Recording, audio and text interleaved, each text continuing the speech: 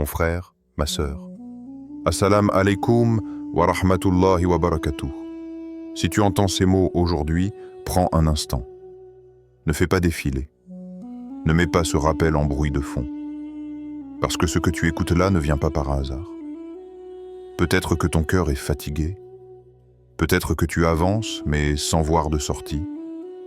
Peut-être que tu frappes à des portes encore et encore. Et qu'elles restent fermées, silencieuses, immobiles. Tu fais des efforts, tu fais des invocations, tu te bats intérieurement. Et pourtant, rien ne semble bouger. Alors laisse-moi te dire une chose, doucement, sans bruit, sans pression. Allah ne t'a pas oublié. S'il t'avait oublié, tu ne serais pas ici. S'il t'avait délaissé, ton cœur ne chercherait plus de sens. S'il t'avait abandonné, tu n'aurais même plus la force d'écouter un rappel. Mais tu es là. Et cela suffit déjà pour comprendre qu'Allah agit encore dans ta vie, même si tu ne vois pas encore comment. Avant d'aller plus loin, fais une chose simple. Si ce rappel résonne avec ce que tu vis en ce mercredi, écris en commentaire un mot qui vient du cœur, par exemple « Je fais confiance à Allah » ou « Allah ouvre les portes ». Ce n'est pas un simple commentaire. C'est une intention déposée. Et si tu veux continuer à recevoir ce genre de rappels qui parlent au cœur et renforcent le tawakkul, abonne-toi maintenant. Pas par habitude, mais parce que tu as décidé d'avancer avec foi, pas avec la peur. Mon frère, ma sœur, nous vivons dans un monde qui nous pousse à croire que tout dépend de nous. Que si ça ne marche pas, c'est que tu n'as pas assez forcé, pas assez insisté, pas assez contrôlé. Mais cette logique épuise l'âme. Car il existe une vérité plus grande, plus puissante, plus apaisante. Quand Allah décide d'ouvrir, personne ne peut fermer. Et quand il décide de fermer, personne ne peut forcer. Ce rappel n'est pas là pour te vendre un rêve. Il n'est pas là pour te promettre une solution magique. Il est là pour réaligner ton cœur avec une réalité spirituelle que beaucoup ont oubliée. Parfois, le changement ne commence pas par un grand bouleversement. Il commence par un geste discret, presque invisible. Un geste que personne ne remarque, sauf Allah. Un geste fait avec un cœur sincère, à un moment précis, dans un état de conscience. Et ce mercredi peut être ce moment. Reste bien jusqu'à la fin de cette vidéo, pas par curiosité, mais parce que ce qui vient ensuite pourrait toucher exactement ce que tu n'arrives pas à formuler. Parfois, Allah ne change pas la situation tout de suite. Il change d'abord la personne à l'intérieur de la situation. Et si tu connais quelqu'un qui se sent bloqué, découragé, à bout intérieurement, partage-lui ce rappel. Tu ne sais pas si Allah n'a pas décidé de passer par toi pour rallumer une lumière dans son cœur. Mon frère, ma sœur, ce que tu ressens n'est pas une faiblesse. Ce n'est pas un manque de foi. C'est souvent le signe que ton âme attend autre chose que ce que ce monde lui propose. Et aujourd'hui, en ce mercredi, Allah t'invite peut-être à revenir à l'essentiel. Pas avec des mots compliqués, pas avec des rituels lourds, mais avec une intention claire, simple, sincère. Respire, écoute, et laisse ce rappel descendre doucement dans ton cœur. Parce que parfois, une seule vérité, entendue au bon moment, peut ouvrir des portes que des années d'efforts n'ont jamais réussi à bouger. Les clés ne sont pas entre tes mains, et c'est une bonne nouvelle. Beaucoup de personnes vivent fatiguées sans vraiment comprendre pourquoi. Elles ne courent pas forcément toute la journée, mais intérieurement, elles sont épuisées. Leur esprit est toujours en tension, toujours en train de calculer, toujours en train d'anticiper. Pourquoi? Parce qu'elles pensent que tout dépend d'elles. Elles pensent que si le travail n'arrive pas, c'est qu'elles n'ont pas assez insisté. Que si le mariage tarde, c'est qu'elles ont raté quelque chose. Que si l'argent manque, c'est qu'elles ont fait un mauvais choix. Que si l'avenir fait peur, c'est parce qu'elles ne contrôlent pas assez. Alors elles serrent les poings, elles serrent le cœur, elles serrent l'âme. Et sans s'en rendre compte, elles vivent dans une angoisse permanente. Mais il y a une vérité que peu acceptent vraiment, même parmi les croyants. Les clés de ta vie ne sont pas entre tes mains. Elles ne sont pas chez ton patron, même s'il signe ton contrat. Elles ne sont pas chez ta famille, même si elle te juge ou t'encourage. Elles ne sont pas dans tes diplômes, même s'ils ouvrent certaines portes. Elles ne sont pas dans tes efforts seuls, même s'ils sont nécessaires. Elles sont chez Allah. Et cette vérité fait peur, ou elle libère. Tout dépend de la façon dont tu la comprends. Beaucoup pensent que remettre les clés à Allah, c'est renoncer. C'est baisser les bras. C'est devenir passif. Mais en réalité, c'est exactement l'inverse. Car tant que tu crois que tout dépend de toi, tu vis sous pression. Tu vis avec la peur de mal faire, la peur d'échouer, la peur de perdre. Mais le jour où tu comprends profondément que les résultats appartiennent à Allah, quelque chose change en toi. Tu continues à agir. Tu continues à avancer. Tu continues à faire des efforts. Mais tu n'es plus écrasé par le résultat. C'est là que commence le vrai tawakkul. Le tawakkul, ce n'est pas s'asseoir et attendre. Ce n'est pas dire « Allah fera tout » et ne rien faire. Le tawakkul, c'est faire ce qui dépend de toi et refuser de porter ce qui ne dépend pas de toi. Forcer une porte fermée fatigue le corps, mais forcer une porte qu'Allah n'a pas encore ouverte fatigue l'âme. Combien de personnes aujourd'hui sont brisées intérieurement, non pas parce qu'elles manquent de foi, mais parce qu'elles veulent tout contrôler. Elles veulent contrôler le timing, les réponses, les réactions des gens, les résultats. Mais Allah n'a jamais promis que tu contrôlerais la vie. Il a promis que s'il est avec toi, tu ne seras jamais seul face à elle. Quand tu fais vraiment confiance à Allah, tu ressens un changement subtil mais puissant. Tu n'es plus dans la lutte permanente contre la réalité. Tu frappes à une porte. Si elle s'ouvre, tu remercies. Si elle reste fermée, tu te questionnes. Mais tu ne t'effondres pas. Parce que tu sais que la fermeture aussi peut être une miséricorde. Peut-être qu'Allah ferme une porte parce qu'elle cache une épreuve que tu ne pourrais pas supporter.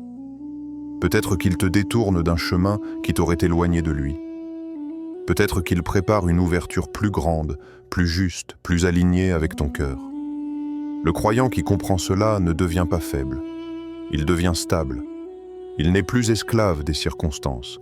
Il devient serviteur d'Allah avant tout. Et c'est cette position-là qui redonne de la dignité à l'âme. Pourquoi certains moments ont plus de baraka que d'autres? Allah a créé l'univers et il a créé le temps.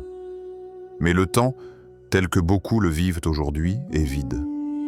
Les jours passent, les semaines s'enchaînent, les mois défilent et tout se ressemble. Pour beaucoup, le mercredi n'est qu'un jour de plus, ni le début, ni la fin.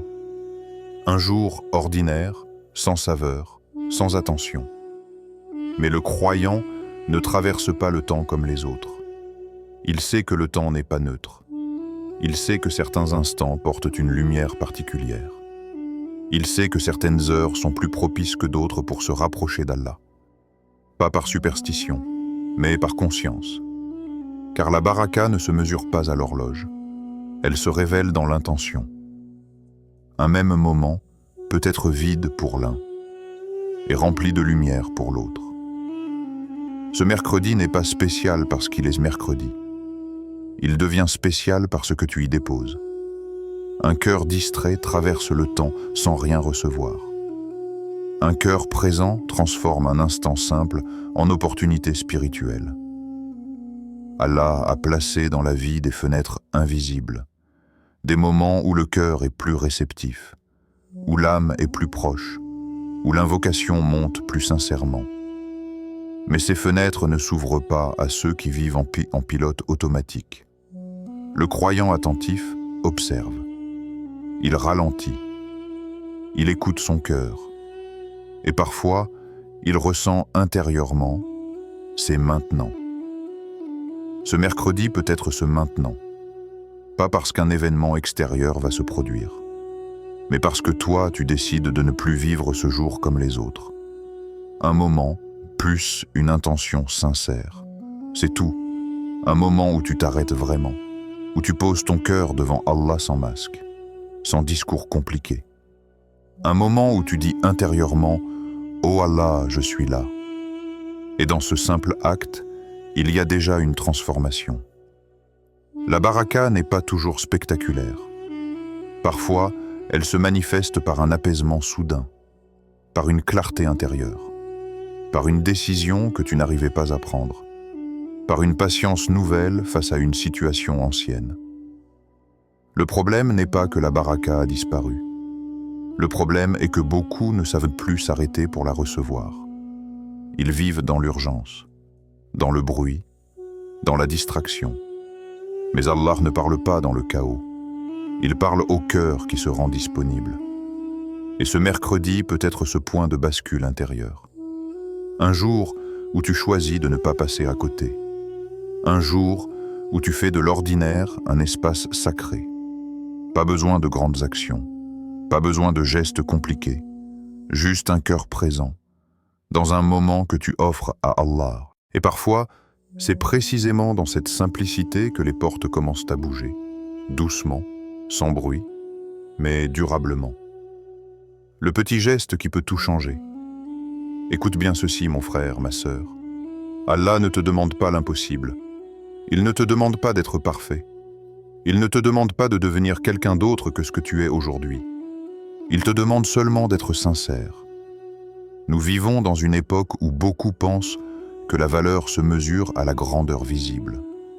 Plus tu fais, plus tu montres, plus tu impressionnes. Mais devant Allah, ce n'est pas ce qui se voit qui compte. C'est ce qui vibre dans le cœur. Parfois, un petit geste discret, presque invisible aux yeux des gens, pèse plus lourd que des actes énormes accomplis sans présence intérieure. Un istighfar murmuré, mais ressenti. Pas récité machinalement. Un istighfar où tu reconnais vraiment ta faiblesse, ton besoin, ta dépendance à Allah. Un dhikr prononcé doucement, dans le silence, sans public, sans caméra, sans attente de reconnaissance. Juste toi et Allah. Une prière accomplie avec présence, même courte, même imparfaite, mais où ton cœur n'est pas ailleurs. Une aumône donnée discrètement, sans que personne ne sache, sans même que ton ego s'en souvienne. Une aide offerte à quelqu'un, sans calcul, sans retour attendu. Un sourire donné dans un moment où toi-même tu avais besoin de soutien. Une larme qui coule seule, dans la nuit, quand personne ne te voit. Et que tu déposes devant Allah ce que tu n'arrives pas à expliquer avec des mots. Ces gestes-là, le monde ne les remarque pas. Mais le ciel, lui, les enregistre. Le problème n'est pas que les gens ne font pas assez. Le problème est qu'ils font souvent sans cœur. Allah n'est pas impressionné par la quantité. Il est touché par la vérité. Ce n'est pas la taille du geste qui ouvre la porte. C'est la sincérité. Un cœur sincère transforme un petit acte en clé. Un cœur distrait transforme même un grand acte en simple mouvement. Beaucoup attendent le bon moment pour se rapprocher d'Allah. Quand ils iront mieux, quand ils auront plus de temps, quand leur situation sera stable. Mais Allah ne t'attend pas dans un futur idéal. Il t'attend là où tu es, tel que tu es, fatigué peut-être, confus peut-être, plein de questions sûrement. Et parfois, ce que tu crois être trop peu est exactement ce qu'Allah attend de toi à cet instant précis. Un seul geste, fait avec vérité, peut déclencher une chaîne de changements invisibles. Parce qu'Allah ne regarde pas ce que tu fais pour les autres. Il regarde comment tu viens à lui. Quand Allah tarde, ce n'est pas un refus. Beaucoup se découragent trop vite. Ils demandent, ils attendent, ils regardent autour d'eux, et quand rien ne semble changer, ils se disent « Pourquoi moi ? Pourquoi ça tarde ? Pourquoi les autres et pas moi ?» Mais as-tu déjà pensé à cette possibilité, calmement, sans colère? Et si Allah te protégeait? Et s'il préparait quelque chose de plus grand que ce que tu imagines? Nous avons souvent une vision courte. Nous voyons l'instant. Allah voit le chemin. Nous voyons une porte fermée. Allah voit le danger derrière cette porte. Parfois, ce que tu appelles un retard est en réalité une barrière de protection. Parfois, ce que tu prends pour un refus est une préparation invisible. Si Allah t'accordait tout immédiatement, sans délai, sans attente, sans maturité intérieure, certaines bénédictions deviendraient des épreuves. Le croyant apprend à avancer avec patience. Pas une patience passive, une patience active. Il agit, il fait ce qu'il peut, il invoque, il se relève quand il tombe, mais il ne perd pas confiance quand le résultat ne vient pas tout de suite. Le timing divin n'est jamais en retard. Il est toujours parfaitement ajusté. Ce que tu vis aujourd'hui façonne ce que tu pourras porter demain. Si Allah tarde, c'est peut-être pour renforcer ton cœur, purifier ton intention, t'éloigner de ce qui n'est pas bon pour toi, t'enseigner la dépendance sincère à lui. Le croyant qui comprend cela ne s'effondre pas dans l'attente. Il se stabilise. Il ne mesure plus sa foi aux réponses immédiates, mais à sa capacité à faire confiance, même dans le silence. Et cette confiance-là est une force immense. Parce qu'un cœur qui continue d'espérer sans voir est un cœur profondément connecté à Allah. Tu n'es pas ignoré, tu n'es pas rejeté, tu n'es pas oublié. Tu es peut-être en train d'être préparé. Et le tawakkul, dans ces moments-là, ce n'est pas comprendre. Ce n'est pas tout expliquer. C'est continuer à avancer, doucement, en sachant qu'Allah n'agit jamais contre toi, même quand tu ne comprends pas encore comment. Les portes les plus importantes sont invisibles. Tout le monde parle des portes visibles, celles que l'on peut montrer, celles que l'on peut expliquer aux autres. La porte du travail, la porte de l'argent, la porte du mariage, la porte du succès social. Ces portes-là occupent les conversations, les pensées, les inquiétudes. Elles prennent de la place dans les cœurs, parfois trop. Mais il existe des portes que peu de gens mentionnent, parce qu'elles ne se voient pas, parce qu'elles ne s'affichent pas, parce qu'elles ne se racontent pas facilement. Ce sont les portes invisibles, la porte de la paix intérieure, la porte de la foi stable, la porte de la proximité avec Allah. Et pourtant, ce sont les plus importantes. Certains ont tout ce que le monde admire. Une situation, une stabilité financière, des relations, des opportunités. Mais leur cœur est agité, leur esprit est bruyant, leur sommeil est lourd. Ils vivent avec une boule dans la poitrine, sans toujours savoir pourquoi. Ils sourient à l'extérieur et s'effondrent à l'intérieur. D'autres, au contraire, ont peu, très peu, parfois. Mais quand la nuit tombe, leur cœur se pose, leur âme respire. Ils dorment avec une paix que l'argent ne peut pas acheter. La différence n'est pas dans ce qu'ils possèdent.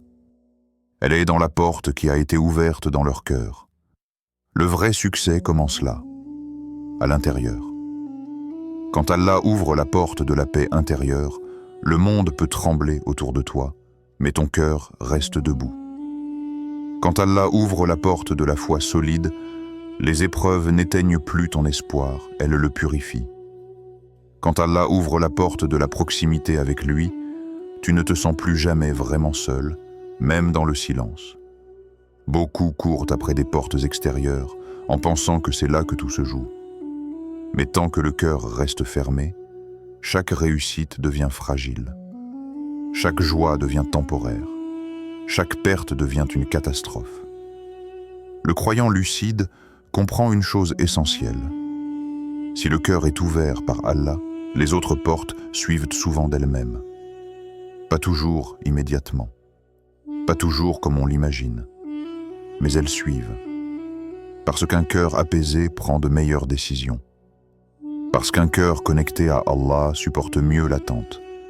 Parce qu'un cœur rempli de foi ne se brise pas à la première tempête. Allah sait ce que tu demandes. Mais il sait aussi ce dont ton cœur a besoin avant de recevoir.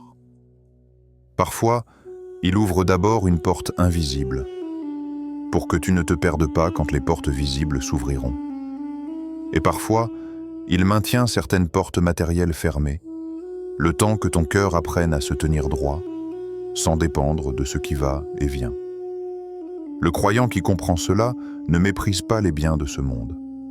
Il ne les idolâtre pas non plus. Il cherche d'abord l'ouverture intérieure, parce qu'il sait que tout le reste devient plus léger quand l'intérieur est en paix. 3 clés puissantes à ne jamais négliger. Il existe des clés simples, pas compliquées, pas réservées à une élite spirituelle, des clés accessibles à tous, à chaque instant, dans chaque situation. Mais paradoxalement, ce sont souvent celles que l'on néglige le plus. Le dhikr. Quand le cœur se nettoie par le rappel, le dhikr n'est pas une formule vide. Ce n'est pas une répétition mécanique. C'est un retour du cœur vers Allah. Quand tu fais le dhikr avec conscience, tu fais plus que prononcer des mots. Tu rappelles à ton âme qui est aux commandes. Subhanallah, Alhamdulillah, La ilaha illallah, Allahu Akbar. Ces paroles sont légères sur la langue, mais lourdes sur la balance. Le dhikr nettoie le cœur de l'agitation inutile. Il dissout doucement les peurs excessives. Il apaise les pensées qui tournent en boucle. Un cœur qui se rappelle souvent Allah est un cœur qui se perd moins, même au milieu des difficultés. Le dhikr attire la lumière, et la lumière révèle les chemins que l'obscurité cachait. 2. L'istighfar, la clé qui rouvre ce que le péché ferme. Beaucoup cherchent des solutions compliquées, alors que certaines portes sont simplement fermées par accumulation. Accumulation de négligence, accumulation de désobéissance, accumulation d'oubli. Le péché ne ferme pas toujours brutalement. Parfois, il ferme doucement, progressivement, sans bruit. L'istighfar, lui, rouvre, pas parce qu'il est magique, mais parce qu'il remet le cœur à sa place. Dire « Astaghfirullah » avec sincérité, c'est reconnaître que tu as besoin d'Allah, que tu ne te suffis pas à toi-même. Et Allah aime celui qui revient, même après s'être éloigné. L'istighfar nettoie les obstacles invisibles. Il allège le cœur. Il rétablit la circulation de la baraka. Beaucoup sous-estiment cette clé, alors qu'elle est parmi les plus puissantes. 3. La gratitude, la clé qui attire l'augmentation. La gratitude transforme le regard. Elle t'apprend à voir ce que tu as avant de pleurer sur ce qui te manque. Respirer est une bénédiction. Voir est une bénédiction. Entendre est une bénédiction. Être encore en vie aujourd'hui est une bénédiction immense. Remercier Allah pour ce que tu as déjà prépare ton cœur à recevoir plus, sans s'y attacher de manière malsaine. La gratitude n'ignore pas la difficulté. Elle refuse simplement d'en faire une prison mentale. Un cœur reconnaissant est un cœur ouvert. Et un cœur ouvert attire naturellement les ouvertures. Ces 3 clés, le dhikr, l'istighfar, la gratitude, ne demandent ni argent, ni statut, ni conditions idéales. Elles demandent seulement un cœur présent. Et parfois, c'est exactement ce qu'Allah attend, avant de faire bouger ce que tu attends depuis longtemps. Quand tu ouvres une porte pour quelqu'un, Allah en ouvre une pour toi. Il y a une vérité que beaucoup de gens oublient quand ils traversent des difficultés. Ils pensent que leur délivrance viendra uniquement de ce qu'ils vont recevoir. Ils attendent, ils espèrent, ils demandent. Mais parfois, Allah choisit un autre chemin, un chemin plus discret, un chemin plus profond. Parfois, ta propre ouverture passe par ce que tu donnes. Aide quelqu'un, même si toi aussi tu as besoin d'aide. Encourage quelqu'un, même si personne ne t'encourage en ce moment. Sois patient avec quelqu'un, même si ton cœur est fatigué. Ces gestes-là semblent petits aux yeux du monde, mais auprès d'Allah, ils sont immenses. Pourquoi? Parce qu'ils prouvent une chose essentielle. Tu fais le bien sans être sûr de recevoir en retour. Et ça, c'est une forme très élevée de tawakkul. Quand tu aides quelqu'un alors que toi-même tu es éprouvé, tu dis à Allah sans mots, « Je te fais confiance, même dans le manque ». Quand tu encourages quelqu'un alors que toi-même tu doutes, tu montres que ton cœur n'est pas centré uniquement sur sa douleur. Et Allah voit cela, même quand personne ne le remarque, même quand personne ne te remercie. Allah voit ce que personne ne voit, les intentions silencieuses, les efforts invisibles, les luttes intérieures que tu caches derrière un visage calme. Il arrive souvent que les gens demandent « Pourquoi Allah ne m'aide pas encore ?»